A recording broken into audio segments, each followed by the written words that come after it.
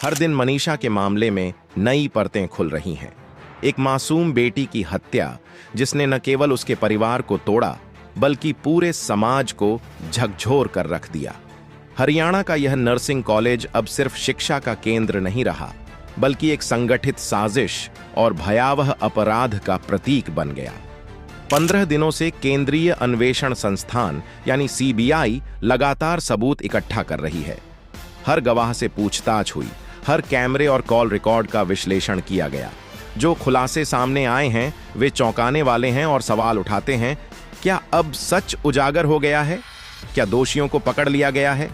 यह सिर्फ एक हत्या का मामला नहीं था, यह समाज और कानून को चुनौती देने वाली घटना थी जिसने हर बेटी की सुरक्षा पर सवाल खड़ा कर दिया।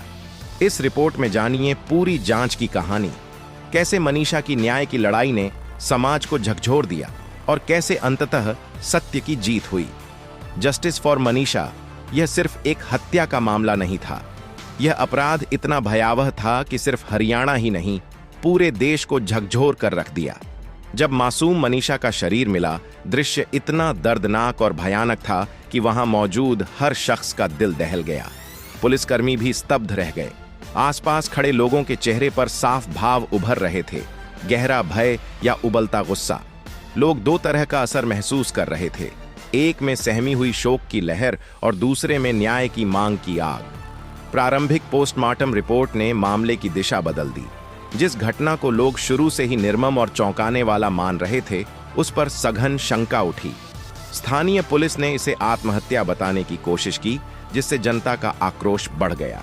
सवाल उठने लगे, क्या मनीषा ने खुद अपनी जान ली?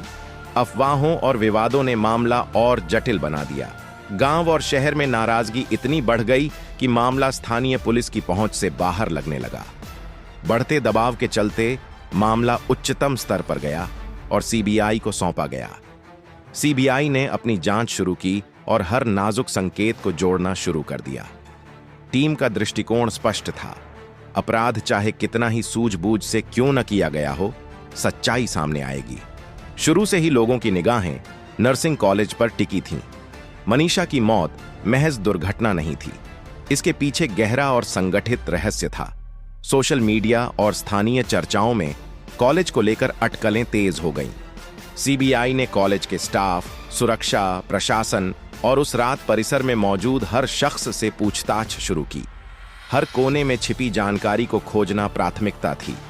पहली बार जब टीम कॉलेज पहुंची, माहौल सामान्य दिखाने की कोशिश की जा रही थी। स्टाफ साधारण उत्तर दे रहा था, लेकिन अनुभवी जांचकर्ताओं को सतही आत्मविश्वास ने सच छुपाने की कोशिश दिखाई। दूसरे दौर में सीबीआई ने स्थानीय पुलिस के साथ कॉलेज का रुख किया। पूछताछ लगभग 9 घंटे चली। सवाल इतने तीखे और दबावपूर्ण थे कि स्टाफ के चेहरे पर घबराहट स्पष्ट दिखाई दी। हर उत्तर का मनोवैज्ञानिक विश्लेषण किया गया, हर हाव भाव और नजर को नोट किया गया। लिखित बयान के साथ वीडियोग्राफी भी करवाई गई ताकि भविष्य में कोई बदलाव या झूठ न हो। जांच टीम ने सबसे पहले वे सवाल उठाए जिनसे मामले की दिशा स्पष्ट हो सकती थी। हत्या वाली रात कॉलेज परिसर में कौन कौन मौजूद थे? मनीषा को आखिरी बार किसने देखा? सीसीटीवी फुटेज समय पर पुलिस को क्यों नहीं दी गई? मनीषा के पिता को सीसीटीवी क्यों नहीं दिखाई गई? क्या जानबूझकर कोई छिपाया गया? धीरे धीरे सबूत उभरने लगे और सीबीआई ने स्पष्ट कर दिया कि अब कोई बहाना काम नहीं आएगा। नर्सिंग कॉलेज की दीवारों के भीतर हुई यह कड़ी पूछताछ बेहद गंभीर थी।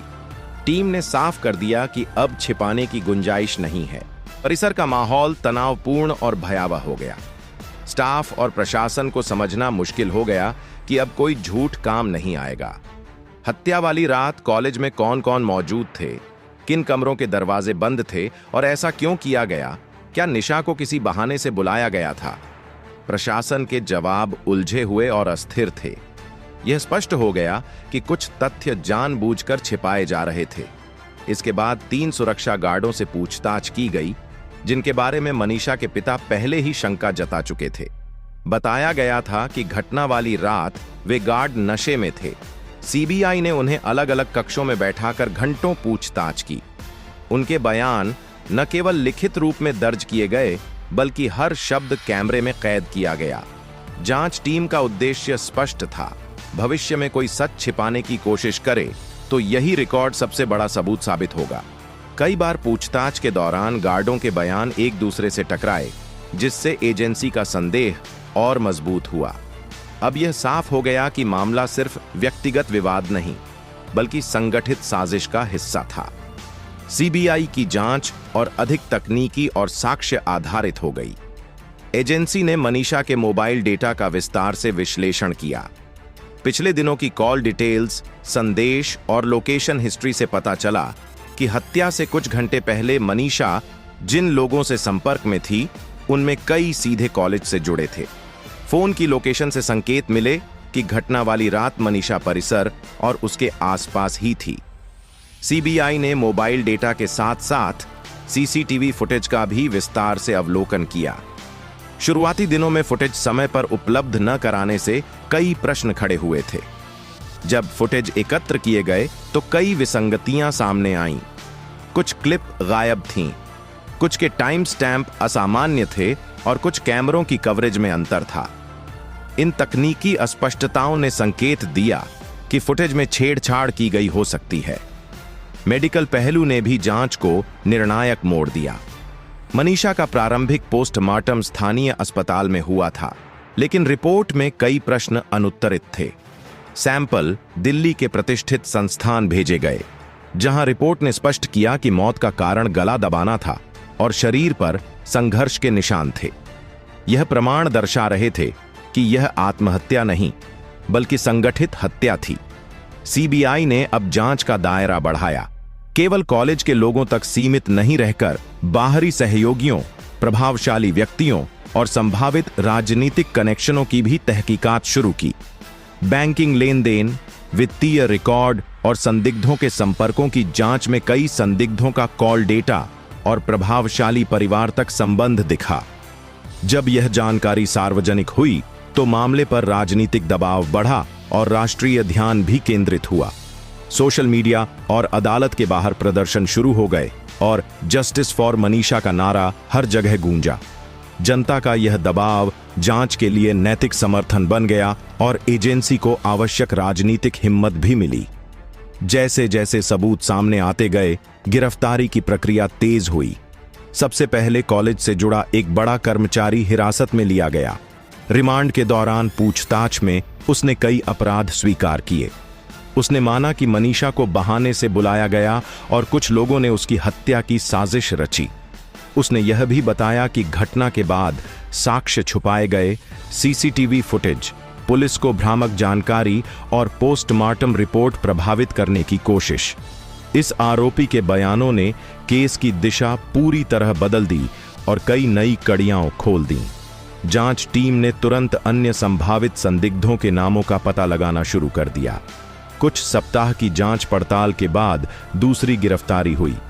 इस बार कॉलेज प्रबंधन का एक जिम्मेदार अधिकारी हिरासत में आया। उसके प्रभावशाली रिश्तों के कारण मामले को दबाने की कोशिशें हुई थीं। उस अधिकारी पर आरोप था कि उसने जानबूझकर पुलिस को भड़काया, सीसीटीवी फुटेज देर से उपलब्ध करवाई और संदिग्धों को राजनीतिक कवर देने की कोशिश की।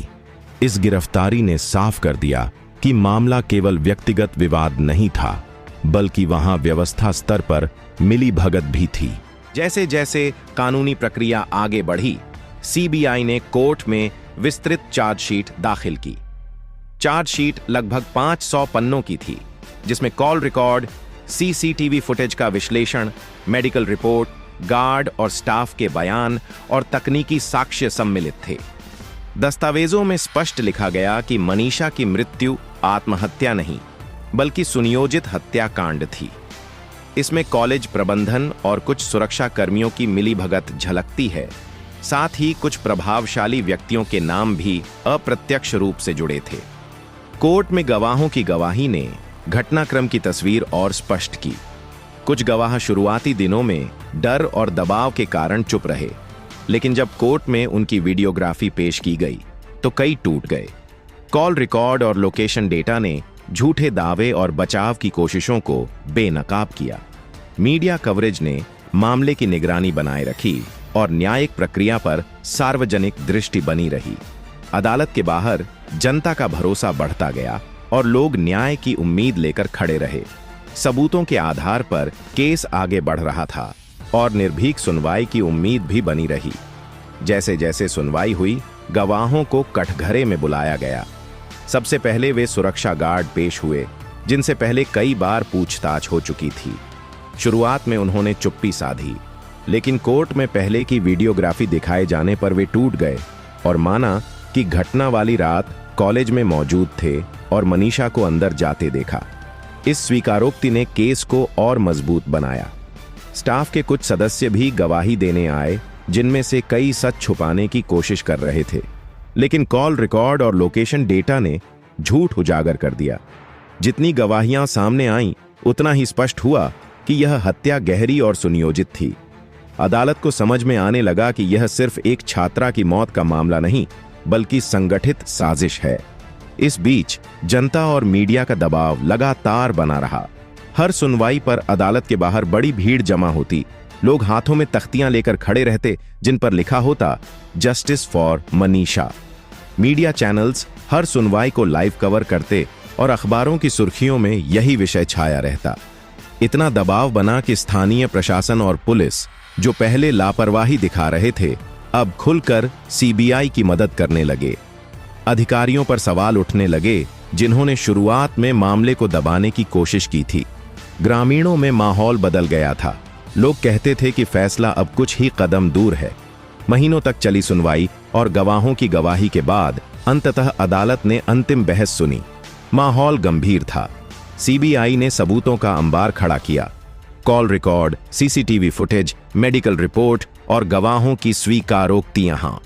बचाव पक्ष बार बार दावा करता रहा कि आरोपियों को फंसाया जा रहा है, लेकिन साक्ष्य इतने पुख्ता थे कि दलीलें कमजोर पड़ गईं।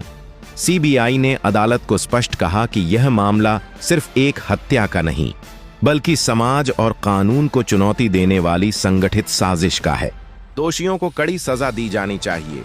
अगर अपराधियों को बचने दिया गया तो आने वाली पीढ़ियों में गलत संदेश जाएगा। यही बहस कई दिनों तक चली। हर सुनवाई में नए गवाह और सबूत सामने आए और धीरे धीरे आरोपियों का फंदा कसता गया। जनता का धैर्य भी इस बीच बार बार परखा गया। लोग हर दिन कोर्ट के बाहर खड़े रहते और कहते, अब की बार इंसाफ जरूर मिलेगा। हर बैठक में यही बात दोहराई जाती। यह केस केवल मनीषा का नहीं, बल्कि हर बेटी की सुरक्षा का सवाल है। माता पिता कहते, अगर न्याय नहीं मिला तो समाज का हर घर असुरक्षित होगा। सीबीआई ने अपनी रणनीति और मजबूत कर ली। टीम को दो हिस्सों में बांटा गया। एक टीम लगातार कॉलेज से जुड़े लोगों पर नजर रख रही थी। दूसरी टीम संदिग्धों के कॉल रिकॉर्ड और वित्तीय लेन देन की जांच कर रही थी। इस दौरान सामने आया कि कुछ फोन कॉल सीधे प्रभावशाली राजनीतिक परिवार तक जा रहे थे। इस जानकारी के बाद एजेंसी का रुख और आक्रामक हो गया और गिरफ्तारी की तैयारी तेज कर दी गई। देश भर में खबर फैल गई, असली गुनहगार अब ज्यादा दिनों तक नहीं बचेंगे। लोग सोशल मीडिया पर लिखने लगे, जस्टिस फॉर मनीषा। टीवी बहसों और अखबारों में मामला लगातार छाया रहा। जनता पूछ रही थी, आखिर कब असली हत्यारे बेनकाब होंगे? अंतिम बहस में अभियोजन पक्ष आत्मविश्वास से भरा था। बचाव पक्ष के पास ठोस दलीलें नहीं थीं। ग्रामीणों से लेकर शहरों तक हर किसी को उम्मीद थी कि यह निर्णय हर बेटी के लिए न्याय का संदेश बनेगा। गवाहों की मजबूती, सबूतों का ढेर और जनता का दबाव, तीनों ने वह माहौल बना दिया था जिसमें सच्चाई को दबाना नामुमकिन था। और फिर वह ऐतिहासिक दिन आ गया। अदालत ने मनीषा हत्याकांड पर अपना अंतिम फैसला सुनाया। कोर्ट रूम में माहौल तनावपूर्ण था। आरोपी खामोश और झुके हुए थे, जबकि पीड़ित परिवार की आंखों में उम्मीद और बेचैनी झलक रही थी। सीबीआई द्वारा पेश किए गए call record, CCTV footage, medical report, guard की गवाही और आरोपी की कबूलनामों ने केस को इतना मजबूत बना दिया कि किसी झूठ या बचाव की गुंजाइश नहीं रही। अभियोजन पक्ष ने बताया कि यह केवल साधारण हत्या नहीं, बल्कि सुनियोजित अपराध था, जिसमें कॉलेज प्रशासन, गार्ड और प्रभावशाली लोगों की मिली भगत थी। अदालत ने फैसला सुनाया कि यह अपराध समाज और कानून को चुनौती देने वाला है। मुख्य आरोपी को फांसी की सजा दी गई, बाकी दोषियों को उम्र कैद और अलग अलग धाराओं में सजा सुनाई गई। फैसले की घोषणा होते ही कोर्ट रूम में सन्नाटा छा गया। पीड़ित परिवार की आंखों से आंसू बह निकले। यह आंसू न्याय मिलने की खुशी के थे। बाहर जनता में खुशी की लहर दौड़ गई। हर गली, चौक और मोड़ पर नारा गूंजा, मनीषा अमर रहे, इंसाफ की जीत हुई। टीवी और अखबारों ने इसे ऐतिहासिक बताया और कहा था, आखिर हमारी बेटी को इंसाफ मिल गया। यह केस केवल एक अपराध की कहानी नहीं रहा, बल्कि पूरे समाज के लिए एक सबक बन गया। यह साबित हुआ कि चाहे कितनी भी गहरी साजिश क्यों न हो, सच्चाई लंबे समय तक दबाई नहीं जा सकती। जनता का समर्थन और एजेंसी की ईमानदारी से न्याय निश्चित होता है। मनीषा केस ने आने वाली पीढ़ियों के लिए संदेश छोड़ दिया। अपराध कितना भी बड़ा हो, सच सामने आता है और अगर आवाज उठाई जाए तो इंसाफ निश्चित है। यह मामला हर बेटी की सुरक्षा का प्रतीक बन गया और न्याय की जीत का ऐतिहासिक उदाहरण बन गया।